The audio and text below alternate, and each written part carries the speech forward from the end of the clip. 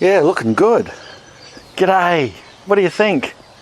There's my cemented area, new cement path around the tank and the back of the shed. I'm just setting up some really easy benching for potted plants, potted plant area. I was thinking about buying some tiered types of plant benching, you know, made from steel, purpose made. But you know, you're looking at, and you can get up to $300-400 for that really heavy duty stuff. I've just got some Besser bricks, put them on the side, and I'll use recycled wood, or wood that I will recycle from our deck build that's just all chucked in a big pile on the ground at the moment, going through, taking the nails out of it. And of course, I'm using some of that wood too to build new garden beds. But yeah, the benching will be perfect. That old wood, 4 across, and hammer it together, you know what I mean? Put it on top of those Besser bricks there. Perfect for a plant stand, or a nice long plant stand where I can do experiments and just grow on maybe a few fruit trees that I grow from seed, or cuttings, or whatever I want to do. But this area now has been opened up so much more for so many things, and it's going to be very handy. But what I want to talk about quickly was the main aim of this video is it's day 3 of the living from our own property, only eating what we can grow. And so far, not too bad. I can't say that it's fantastic. It's a bit of a culture shock, right, you know, from the first cup of coffee and tea that I had. Although I've worked the tea out, squeeze a lemon in tea without any sugar or milk is fine. It's quite a nice drop actually, and I've had a few people say, why don't you make some more herbal teas up? And I have done lemongrass tea and all that, and I like them as well. But yeah, it was a shock straight off the bat to have a bitter coffee, and third morning in a row with the bitter coffee. I'm stomaching it, I'm drinking it down, but I'm not loving it. In fact, this morning I had a coffee, and I'm not getting used to it, double shot, necked it down. I'm afraid I'm nowhere near as good as my father-in-law used to be. He's Italian. He used to have those shots without sugar or milk or anything. Way too better for me, but he used to love them, of course, and a lot of Italians, and a lot of people do. For me, I like my coffee a little sweeter, you know, at least 1 sugar and some milk or a bit of cream or something like that on the side. That's how I like it. That's how I've always had it. And in my tea too, I've always liked milk and a little bit of sugar. Well, the reason I'm stretching that out a bit is because it's those little things that can give you the biggest shock sometimes, because you realise just how reliant you are on other people and other things. And that's fine. With self-sufficiency, it's, for me, you know, I've always said, be self-sufficient in as much as you can be. At least be self-sufficient in something. And I've always meant that to be rely on other people, or a reliance on other people, is good. It's not seen as a bad thing. And I don't want people to ever get the idea that self-sufficient me means being totally self-sufficient, off-grid and away from everyone. I know there's some off-gridders out there. Probably some of you follow my channel, and I follow a lot of off-gridders as well. I find it very interesting. I think it's cool and good on them. But that's not what I strive for. I'm more in the community self-sufficiency thing. The more realistic side for me, I should stress, is how humans kind of congregated, and how we work with each other, and how we share things, and how we create things differently from each other. We might make something that someone else can't. We might have a cow and some milk, and someone else might have a pig, and then someone else might grow cabbages, and they all swap. And that is the type of self-sufficiency I'm talking about, a community type of self-sufficiency. So I'd never want anyone to get the misconception that self-sufficiency to me means off-grid self-reliance. But what is this test about then? Well, it's an experiment. You know, I love doing experiments. And I thought it's a great time to do it, because we are in a pandemic. There is a virus going around, and they've locked us down. Some countries are coming out of it, some are relapsing. And so I thought this is all at the front of my mind and everyone's mind. Why not try to live just solely off our own property? I know people in the comments section underneath my videos and forum and everywhere have been saying, you know what you can do? You can just barter with someone. I get it, but this isn't the test. This is different. This is not bartering. I deliberately left that out. If I wanted to include it, I would have. I would have said, right, this is the limitations.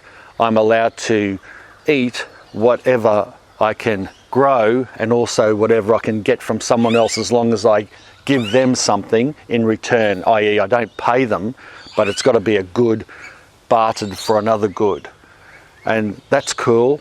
Those systems still operate around the world, and it's fantastic. And we still do that with our neighbours and everyone else and other community groups. But that's not what this experiment is about. This experiment is about, say we have to go into lockdown, we're not allowed to see anyone else, something happens, right?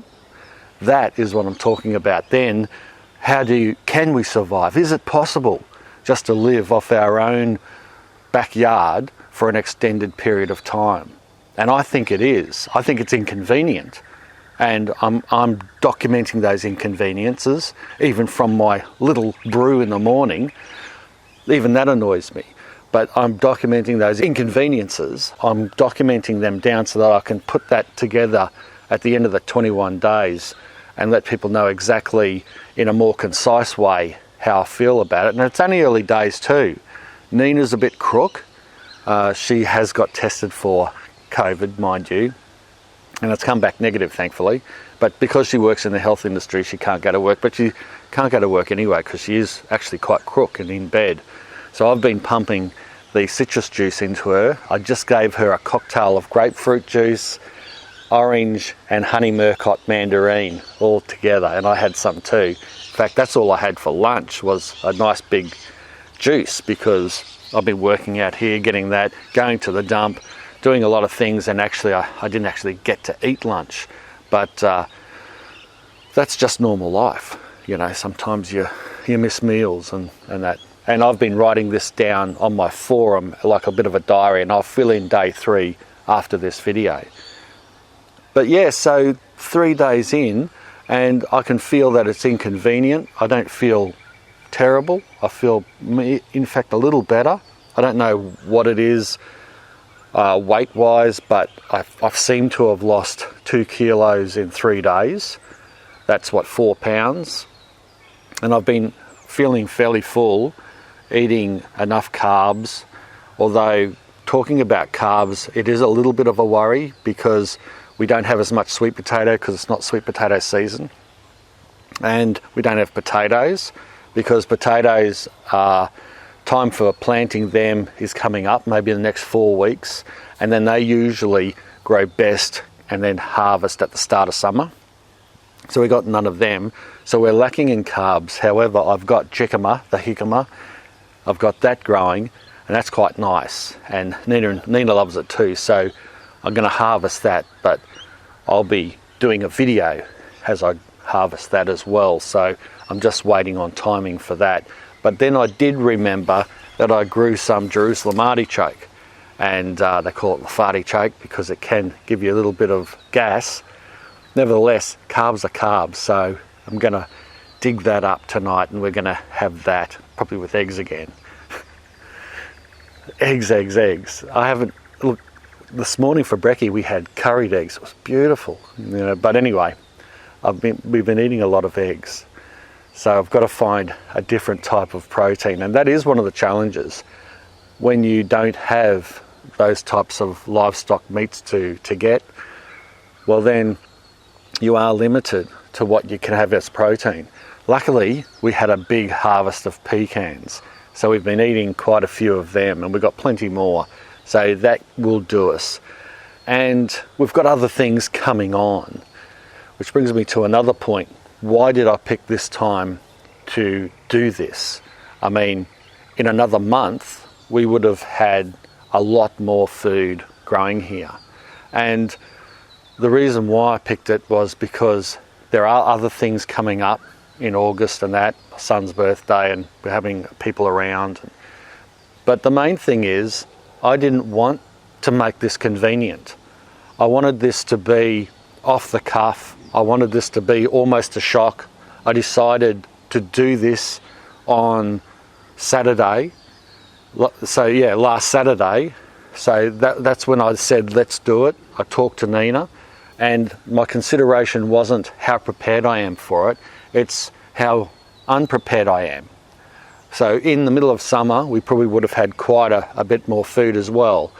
But now we've got peas, we've got beetroot, we've got cabbages, we've got turnips, you know, lots of greens, tomatoes, all of them are on the verge. None of them are proper yet. But we've been eating baby carrots, we've been eating a lot of salad, baby zucchinis, a whole lot of stuff, and plenty of citrus to drink and to eat, so plenty of fruit.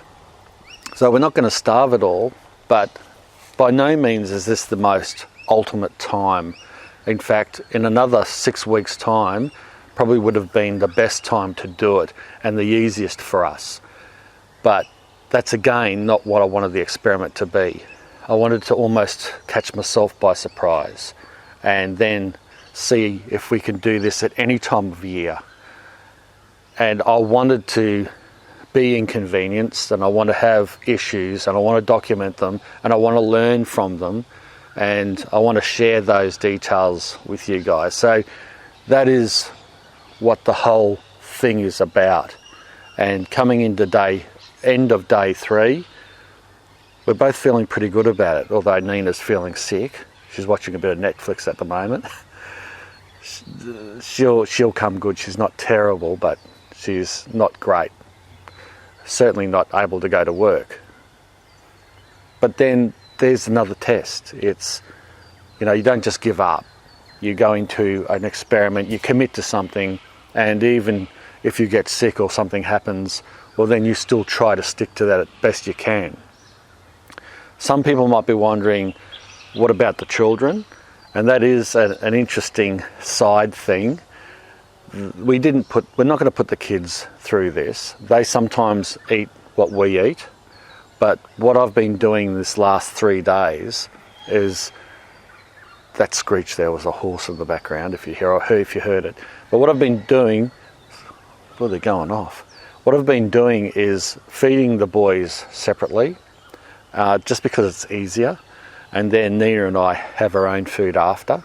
So last night the boys had lamb chops, because they're good growing strong young lads, and they need their protein and they need their meats and good food and plenty of it. And so I cooked up protein for them and some nice salad and some bread.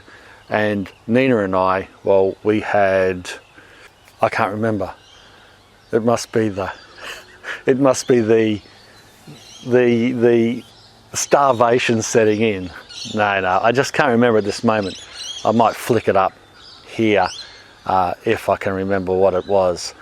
But yeah, so we ate after, and that's what we've been doing. Sometimes we probably will eat together if it's appropriate, and other times I'll just make it apart for this experiment, and that'll work fine. One thing I did want to ask, say I go fishing, all right, and we catch some fish. Is that considered eating from our own property? What do you think of that? Could I get away with it if I caught some fish? Would I get away with using that as a protein, even though it's not technically grown here? I'm thinking it could be okay, but then you might think that it's going against the premise of the rules that I sort of set up at the beginning. And if you do, let me know in the comments section so I can balance it out. Maybe I'll catch no fish anyway, but I intend to go a bit of fishing with the boys over this next couple of weeks. So let's see what you think about that. I'm thinking it should be okay, but then I don't want to do it if there's more people saying it's probably not in the spirit of the experiment. But anyway, I'll leave that open to you guys and see what you think in the comments section below. Remember, you're watching Self-Sufficient Me 2. This isn't my main channel. My main channel is actually Self-Sufficient Me. So if you've stumbled on this video and you've subscribed, thank you very much. But remember, I do have a main channel that's called Self-Sufficient Me. This is Self-Sufficient Me too, and these types of videos are very much informal, and it's a sort of overflow channel that I also want to, speaking of fishing, turn into a more of a extension on self-sufficiency. Other things outside of the property, such as fishing, and I'm real keen to make fishing a permanent spot on this channel here. So watch this space, especially if you're into fishing, because you might be pleasantly surprised if you are. All right, thanks for watching. Bye for now.